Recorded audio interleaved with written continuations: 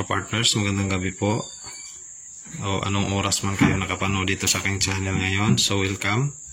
Share ko sa inyo itong trouble ng stove, no? Itong glass top. Kasi yung complaint po nito, matagal mag-start yung apoy sa kanyang burner. Maraming beses pa i-click yung switch, yung igniter bago magbukas yung apoy. So itong right side, itong sa double manifold niya. At dito sa left naman is okay. So yung complaint niya dito yung may problema kasi hard start siya. Instead na automatic siya, sabi po niya kailangan pa niya sindihan. So first yung may problema yung igniter. At pangalawa, yung butas na igniter baka barado din. So bago natin buksan, check muna natin kung ano yung problema at testing muna natin. Okay, pakita natin sa inyo.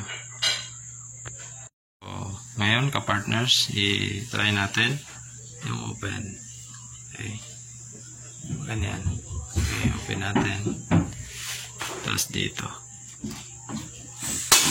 Yan. One click lang yung left side niya. Push. Yan. Sumayos yung apoy sa left side na burner. Yun, dito sa right.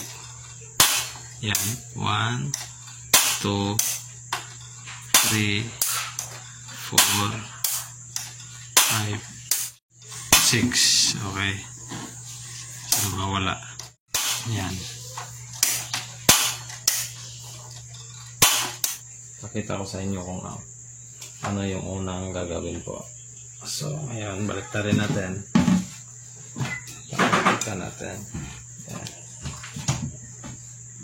So, check natin yung igniter una.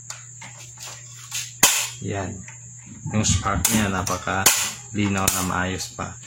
Kung hindi mag-connect yung apoy dito para mag-start, so may problema yung daanan ng starter na gas, no?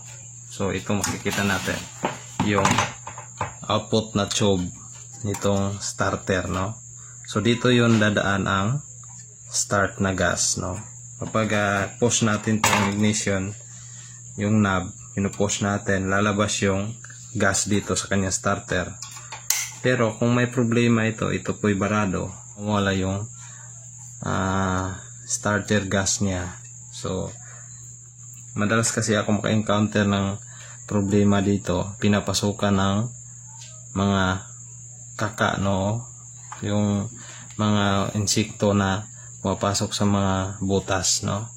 So mag-iiwan sila ng yung supot o yung ipot nila, mawala yung concentration ng gas papunta sa kanyang burner. So posible po na may bara dito. Sundutin lang natin ng tie wire. So may tie wire tayo. Yan. Dito. So yan. Yan, may ganito. May makukuha tayong ganito na dito napupuno yung tube na output ng starter.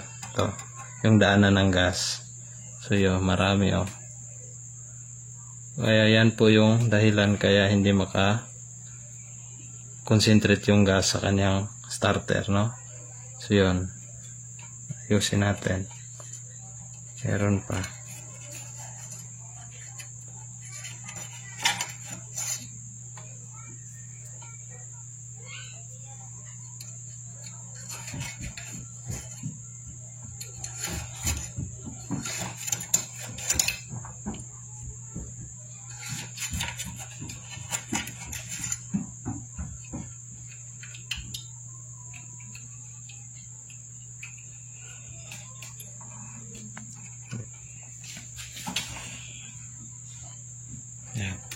Dito. Ayan. Ito. Kita natin yan. Kaya po ito. Ayan. Ayan. Ito po yung nakakabara dun sa ilalim. sa tube, no? So kaya po hindi maka-concentrate yung gas na mag-start dito, magko-connect. Kasi kung yung gas na susulpot dito hindi nabuo dahil dito masasala nito, kaya po hindi makapunta dito. May gas siya makalabas dito pero hindi concentrate na yung gas, kaya hindi siya maka-connect dito. Yan. So napipilter ng ganito. So try natin ulit kung nawala na. Tinanggal na natin ng ayos, wala na. Yan, wala na. Wala tayong nakikita. Okay, try natin ulit. Kasi ito lang yung complaint ni customer ditong side na ito. Okay, dito sa my right side, try natin start. Yan, nagko-connect na siya. Medyo malakas na yung pressure. Close muna natin ng kaunti yung controller. Okay, try natin. Yan, yan.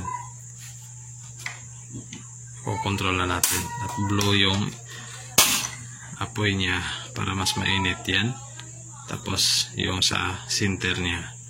Okay, so one click na siya. Yung dahilan lang kaya nag hard start siya, pinupugaran ng insekto, pumupunta sa butas niya. So yun po yung dahilan kaya mawala yung concentration ng gas starter ng ating burner. So bago nyo po buksan yung ignition switch sa loob para maglinis, unahin nyo muna i-check yun, kasi madalas po ako maka-encounter ng ganyan. So para hindi malaki yung trabaho, check nyo yung tube ng starter. So ganyan lang po. So one click na lang siya. Okay, yung sa left side, yung single manifold ito. Yan. So napaka-ayos na niya. Ayos na. So yun na po yung may share ko sa ating Asahi glass top burner, model number GS1027. Hard start.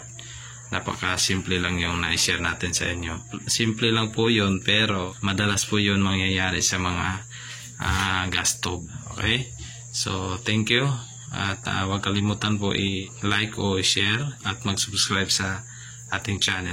At click nyo yung bell button dyan sa baba, select nyo sa all para ma-notify din kayo every may bago tayong upload na video repair tutorial. So thank you. God bless.